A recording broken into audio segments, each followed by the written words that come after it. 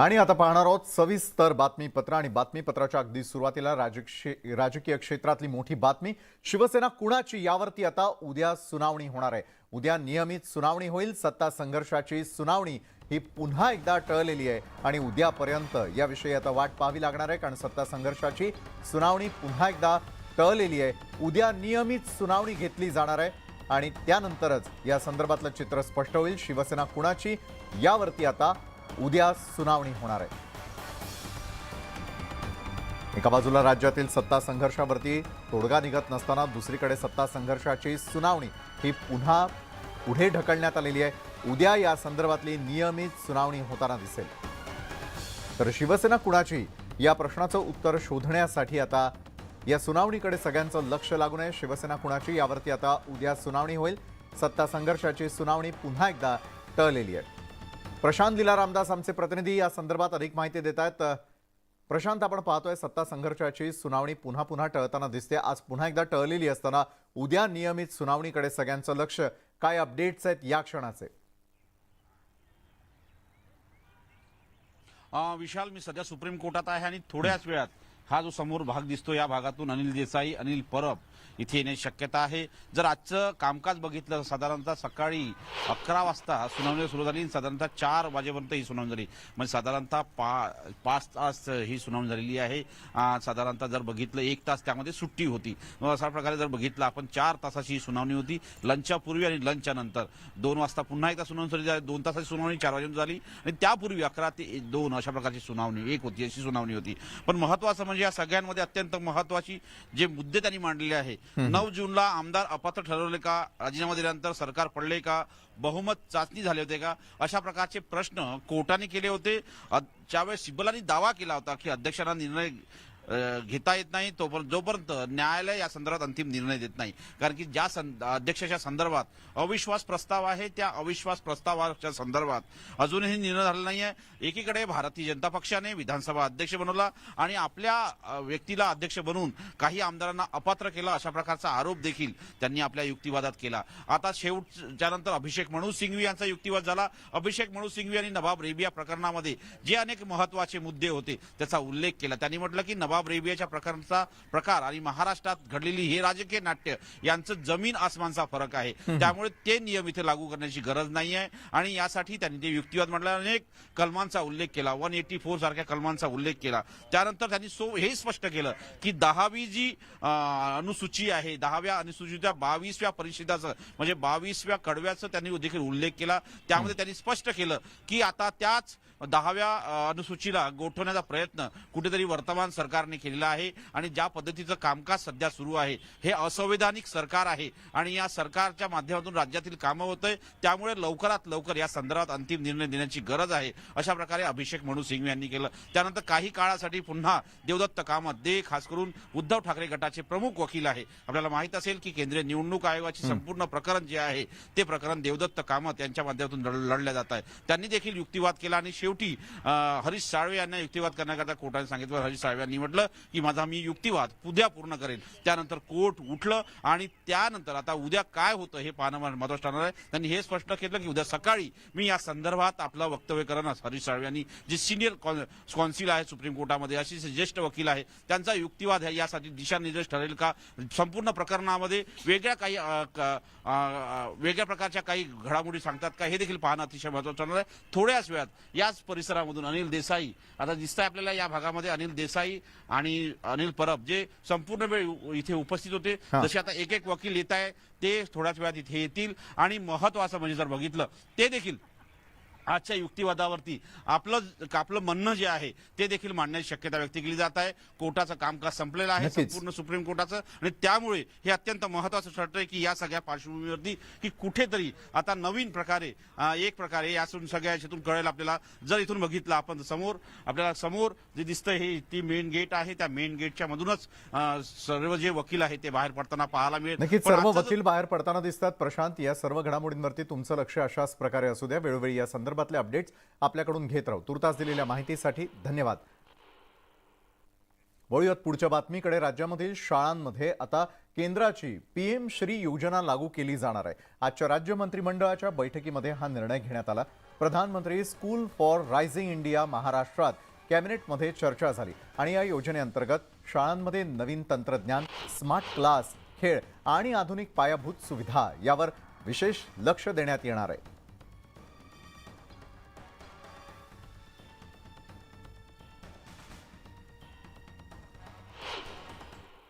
PM Shri या योजनेखाली आज मंत्रिमंडळाने 816 शाळा महाराष्ट्रातल्या घेण्यासाठी मान्यता दिलेली आहे आणि दरवर्षी साधारण 122 कोटी रुपये हे या शाळांसाठी दिल्या जातील. या नवीन जे शैक्षणिक धोरण आहे याची खऱ्या अर्थाने अंमलबजावणी करण्याच्या दृष्टीने अतिशय ॲडव्हान्स्ड अशा ह्या शाळा असतील आणि प्रत्येक शाळेसाठी 5 वर्षामध्ये साधारण 1,88,00,000 रुपये एवढी रक्कम उपलब्ध करून दिली जाईल. तर काय आहे PM श्री योजना यावर एक नजर टाकूयात. तर सर्व शाळांमध्ये तंत्रज्ञानावरती भर दिला जाईल. स्मार्ट क्लास, खेळांवर विशेष लक्ष दिलं जाईल. शाळेतील विद्यार्थ्यांची उपस्थिती वाढवणं हे त्यामागचं लक्ष. तर साक्षरतेचं प्रमाण वाढवण्याचा प्रयत्न. गळतीचं प्रमाणही कमी करण्यासाठी ही उपाययोजना करण्यात येते. राष्ट्रीय शैक्षणिक धोरण अंमलात आणणार आहे. त्यासाठी ग्रंथालय, कौशल्य प्रयोगशाळा देखील बनवल्या जातील. आणि मुंबईमधल्या टँकर समस्येवरती अखेर तोडगा निघालेला आहे, कारण मुंबईतील टँकर चालकांचा संप अखेर मिटलेला आहे. फडणवीसांच्या आश्वासनानंतर हा संप मागे घेण्यात आल्याची या क्षणाची मोठी बातमी. टँकर चालकांचा सुरू असलेला आतापर्यंतचा हा संप, त्यामुळे अनेक ठिकाणी पिण्याच्या पाण्याची समस्या मुंबईमध्ये निर्माण झालेली होती. मुंबईतील टँकर चालकांचा संप मिटल्यामुळे आता निश्चितच फडणवीसांच्या आश्वासनानंतर हा संप मागे घेण्यात आलेला आहे. त्यामुळे ज्या ज्या ठिकाणी टँकरची आवश्यकता आहे त्या ठिकाणचा प्रश्न आता मिटेल असं म्हणायला हरकत नाही. ही चांगली बैठक झाली. त्यांची जी समस्या होती ते त्याने मांडली आणि आमच्या जे म्हणणं होतं ते आम्ही पण मांडले आणि नंतर आम्ही दोघे एकत्र होऊन माननीय उपमुख्यमंत्री देवेंद्रजी फडणवीसकडे गेले. वळूयात पुढच्या बातमीकडे. राज्यामध्ये शिवजयंतीसाठी कार्यक्रमाचं आयोजन करण्यात आलेलं आहे. शिवरायांच्या महाआरतीचं आयोजन केलं गेलेलं आहे. उदयनराजे आणि संभाजी राजे या कार्यक्रमाला उपस्थित असतील. महाआरतीच्या निमित्तानं ते एकत्र येतील.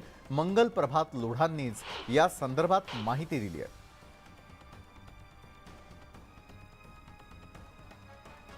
राज्यामध्ये आता शिवजयंती साजरी करण्यासाठीची तयारी करण्यात आलेली आहे. त्यासाठी एका महाआरतीचं आयोजन करण्यात आलेलं आहे. राज्यात यंदा दणक्यात शिवजयंती साजरी केली जाणार आहे आणि उदयनराजे आणि संभाजी राजे देखील या महाआरतीच्या वेळी उपस्थित राहणार आहेत. तर मंगल प्रभात लोढांनीच या संदर्भातली माहिती दिली आहे. त्यामुळे राज्यातील यंदा शिवजयंतीचा उत्सव आणि उत्साह शिगेला पोहोचताना दिसतोय.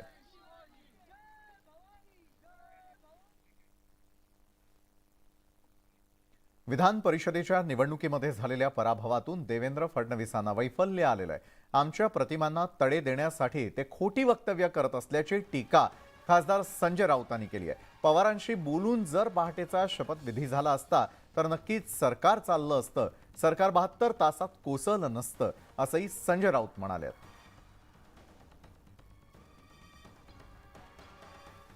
अजून ते पहाटेच्या शपथविधीतून बाहेर पडलेले नाहीयेत. उद्या ते असं बोलतील, 6 महिन्यापूर्वी जो 40-50 आमदारांचा सुरत, गुवाहाटी, गोवा आणि मुंबईत जो शपथविधी झाला तोही शरद पवार साहेबांच्या सांगण्यावरून झाला असे सांगू शकतात. ते एका वैफल्यातून ते बोलतायत. महाराष्ट्रामध्ये त्यांच्या सरकारविषयी अत्यंत तिरस्कार आणि घृणा आहे. महाविकास आघाडीच्या काळामध्ये मला जेलमध्ये टाकण्याचं षडयंत्र रचलं जात होतं असा आरोप फडणवीसांनी केला आणि त्यावर चंद्रशेखर बावनकुळेंनी प्रतिक्रिया दिली आहे.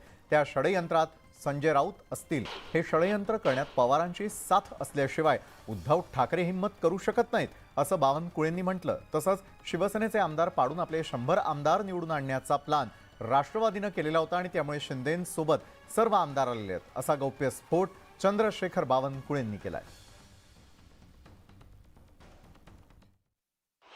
संजय राऊतावर आता महाराष्ट्राने विश्वास ठेवणं बंद केला आहे.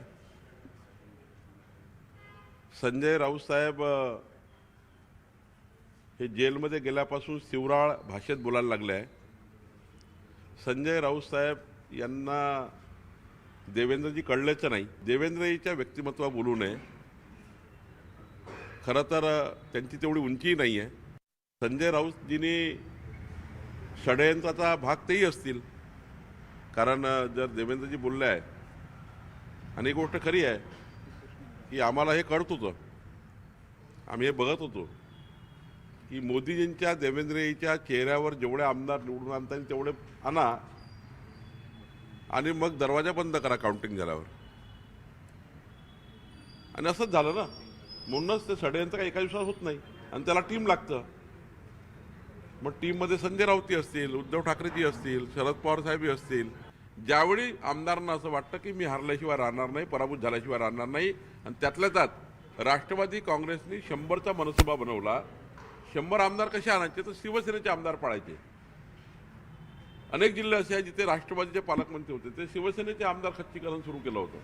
आणि जेव्हा आमदारला हे वाटलं की आता आम्ही हरल्याशिवाय राहत नाही, म्हणून त्यांनी एकनाथ शिंदेच्या नेतृत्वामध्ये बाहेर उडी घेतली आणि खुद्दारपणे ताठ मानेने 2019चा मॅन्डेट स्वीकारून हे सरकार बनवलं. पुणे नाशिक महामार्गावरती असणाऱ्या खेड तालुक्यातील शिरोली गावाजवळ भीषण अपघात झाला. पुण्याकडून येणाऱ्या 4 चाकी वाहनानं महिलांच्या घोळक्याला उडवलं. या अपघातात एकूण 5 महिलांचा जागीच मृत्यू झालेला असून 13 महिला जखमी झालेल्या आहेत. खरपुडी फाट्याजवळ हा अपघात झालेला आहे. या घोळक्यात 18 महिला होत्या अशी माहिती पोलिसांकडून देण्यात आली आहे. तसंच या अपघातातील मृतांची संख्या वाढण्याची भीतीही वर्तवण्यात येते. महामार्गावर राजगुरुनगर येथे रात्री झालेल्या अपघातामध्ये 5 महिला जागेवरती मृत झालेल्या आहेत आणि या 17 महिला ज्या महिलांच्या ठेकेदार होत्या त्यांच्या ह्या ठेकेदार आपल्या सोबत आहेत. अनेक दिवसापासून या महिला तुमच्याकडे कामाला होत्या आणि रात्री ज्यावेळेस अपघात घडला त्यावेळेस सुद्धा तुम्ही सोबत होतो. नेमकं काय घडलं होतं त्या क्षणाला? एक पांढरी कार आली. आम्ही ज्यावेळेस रस्ता क्रॉस करत होतो त्यावेळेस आम्हाला तिथे काहीच दिसलं नाही आणि अचानक ती कार कुठनं आली, कशी आली आम्हाला माहिती नाही.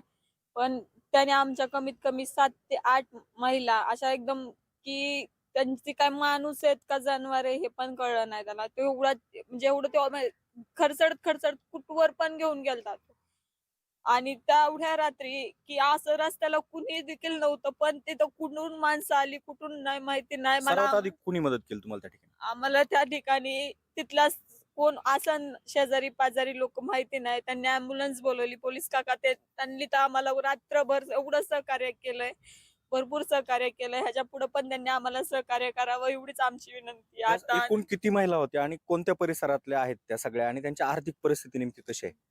एकूण आम्ही 17 महिला होतो आणि काय 5 जणी खडकवासल्या मधल्या होत्या, 4 जणी अप्पर मधल्या होत्या, 6 जणी हडपसर मधल्या होत्या फातिमा नगर आणि 2 जणी स्वारगेट मधल्या होत्या.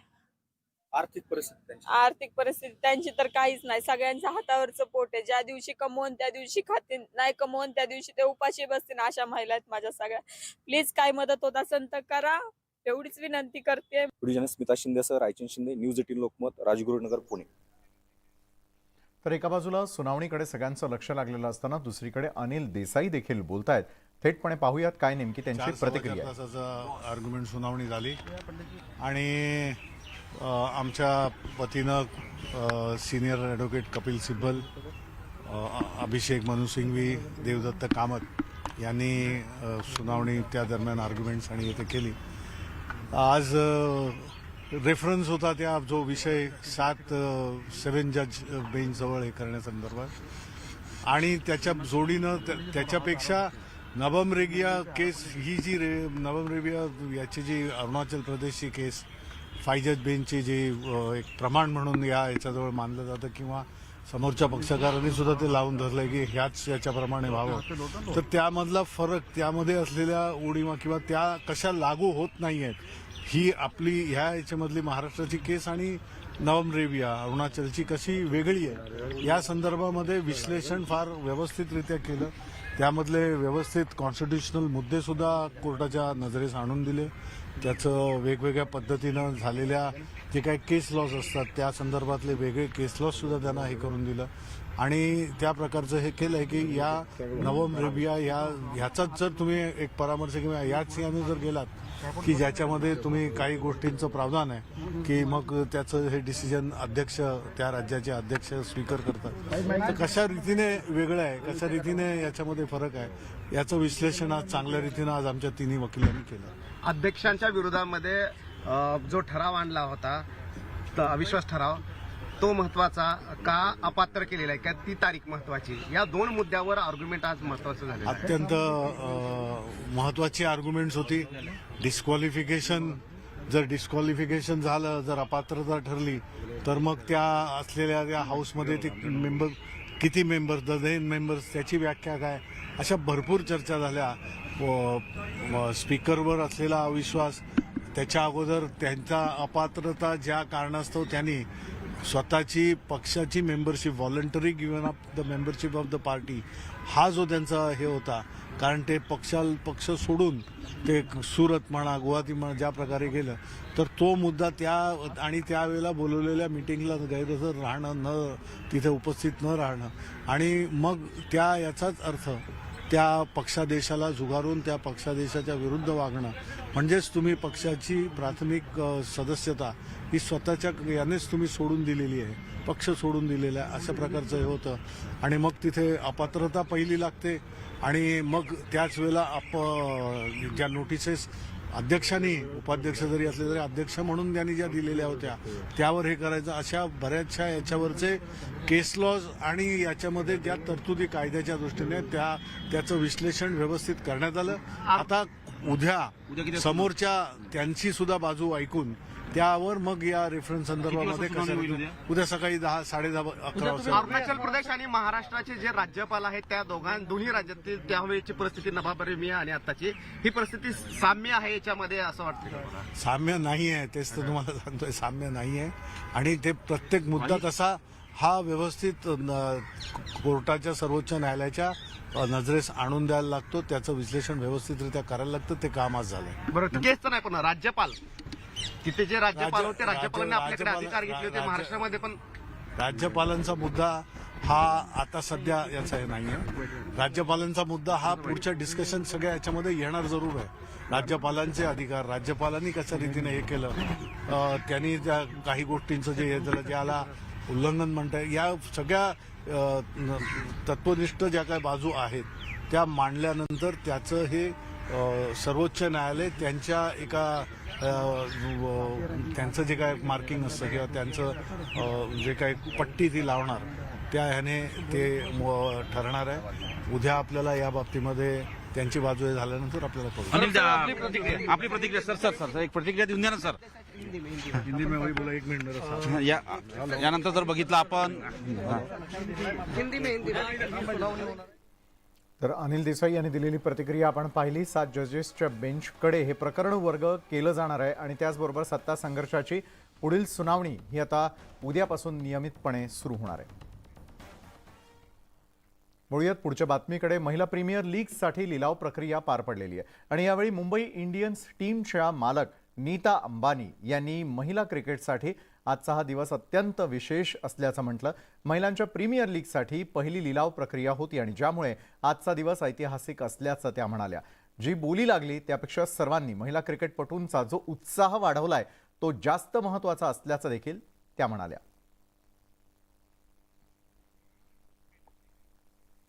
तर या होत्या या क्षणापर्यंत घडलेल्या अतिशय महत्त्वाच्या घडामोडी. तर या बातमीपत्रामध्ये वेळ झाली इथं थांबण्याची. ताज्या घडामोडींसाठी पाहायला विसरू नका न्यूज 18 लोकमत.